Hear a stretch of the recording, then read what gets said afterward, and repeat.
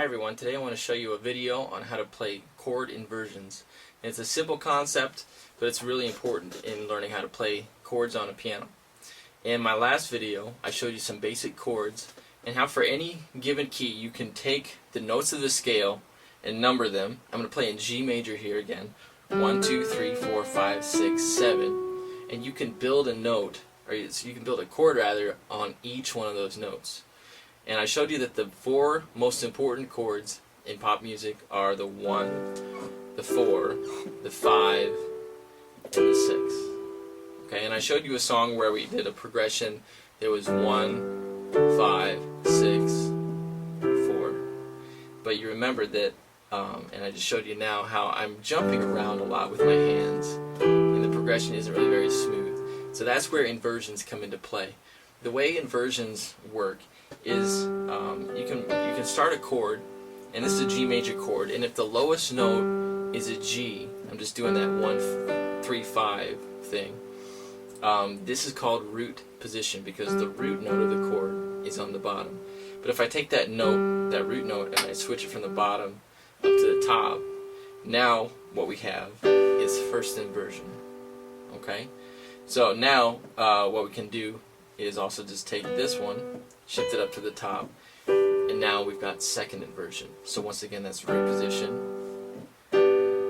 first inversion, second inversion. Okay? So one of the things we can do is learn to get around from one chord to the next more smoothly. So I'm going to start with that root position G.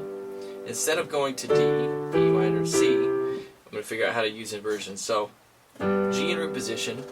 And to get around smoothly, what you need to do is look for common notes. Okay, for the G chord, I'm going to the D, so the only note in common between those two chords is this D. It's in both chords. So I'm going to keep my pinky here on the D, and I'm going to build the F sharp and the A around it. So I'm going to play this F sharp and this A. So I end up with a D chord in first, not in root position, but in first inversion. Okay, so the next chord is E minor. And there are no common notes between D major and E minor. So what I'm going to do is just shift everything up one note. Okay, and that's the closest I can get right there. So now I also end up with an E minor in first inversion. Okay, now going to C major, C, E, and G, I already have two of those notes here with the G and the E and E minor. So this one's kind of a no-brainer. I'm just going to take this B and move it up to the C. So now we'll have a much smoother progression. I'm going to start with root position G, go to the first inversion D, then to the first inversion E minor, and then the second inversion C major. So just listening without me talking, it sounds like this. Okay,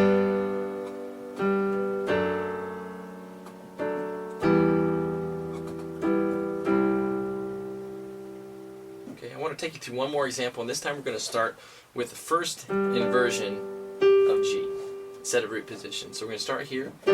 Again, my common note going to the D major chord is going to be the D, and so I'm going to keep the D and play the F sharp and A around that. So I end up with a D chord in second inversion. Okay. Then again, I'm going to shift all the notes up for the E minor with the second inversion E minor. And then my common notes are here, so I'm just going to move up to a root position C chord. So that sounds like.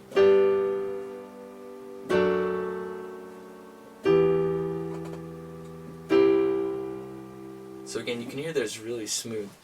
There are three things you want to consider when you're choosing which inversions to use in a chord progression. One is how to get around smoothly from one chord to the next. And that's what we just did. We tried to keep as many notes in common as we could. But then you run into the second consideration. You want to think about the melody that you're creating with these chords, because our ears naturally want to hear the top note of each chord more easily, and so it kind of creates a melody with the chords. So if I excuse me, play this G, this progression that I just played, listen to the top note.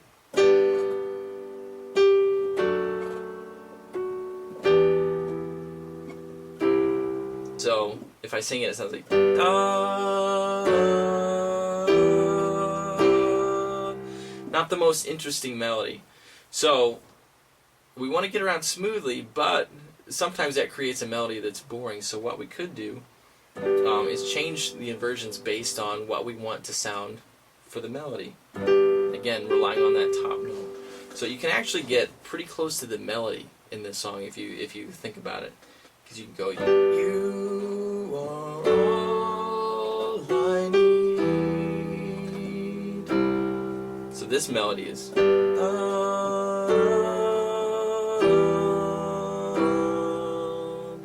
it was a little bit more jumping around, but it was a more interesting melody.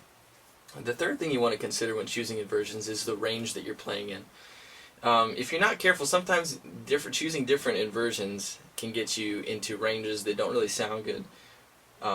Let's say that I started out on this G in reposition like I did earlier. If I keep walking down, it wouldn't take very long before I'm starting to get into a range that sounds muddy. And again, the way our ears work is we don't distinguish between low notes as easily as we do high notes. If I play two notes way down here, and this is going to be off camera for the keyboard, that sounds just like one kind of garbled mess. But if I play those two notes way up here, it's more distinct, and you can hear that clearly that there are two different notes going on there. And when you're playing chords, the way this applies is you want to be careful about playing too low, because our ears don't distinguish between different notes as well when you get low. So consider when you're choosing inversions that you're not ending up in territory that you don't want. The same way, if you start going too high,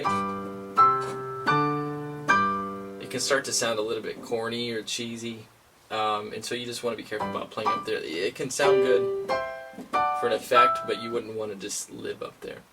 Okay, so those three things: getting around smoothly, creating the melody that you want, and considering the range that you're playing in will get you a long way.